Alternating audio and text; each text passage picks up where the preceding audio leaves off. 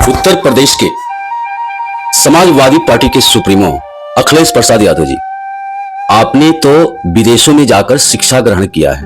आपने कई उच्च स्तरीय शिक्षा हासिल किया है, फिर भी आप इतना नासमझ कैसे निकले?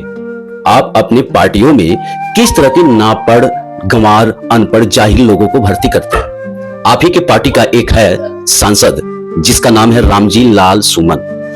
रामजी लाल सुमन पता नहीं ये कौन से इतिहास के पुस्तक में पढ़ा है कि राणा संगा गद्दार है और राणा संगा कभी बाबर के सामने मदद की प्रस्ताव रखा था। रामजी लाल सुमन जिस तरह के संवैधानिक पद पे रहते हुए भी और जिस तरह के भाषा का प्रयोग किया है, इस तरह के भाषा का प्रयोग करते हुए नेता आज के समय में कितने आगे बढ़ते जा रहे हैं। रामजी लाल सुमन को वैसे भी देश की कोई जनता जानती नहीं थी, लेकिन आज देश के हर राज्यों में इसके नाम गूंज रहा है सिर्फ एक गलत बयान की वजह से।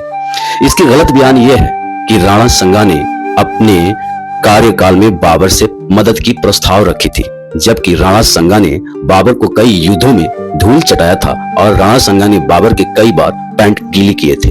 फिर भी इस तरह के इतिहास तुझे पता नहीं तुझे किस तरह के इतिहास के गुरुओं ने शिक्षा दिया है। और मैं समाजवादी पार्टियों के सभी प्रवक्ताओं से और उच्च लेवल के नेताओं से ये चुनौती देता हूं कि तुम लोग कभी भी साबित नहीं कर पाओगे कि राणा संगा गद्दार थे। राणा संगा किसी एक विशेष जाति के लिए नहीं लड़ा था। राणा संगा किसी एक समुदाय के लिए नहीं लड़े थे। राणा संगा इस देश के लिए लड़ा था, इस देश की मातृभूमि के लिए लड़ा था।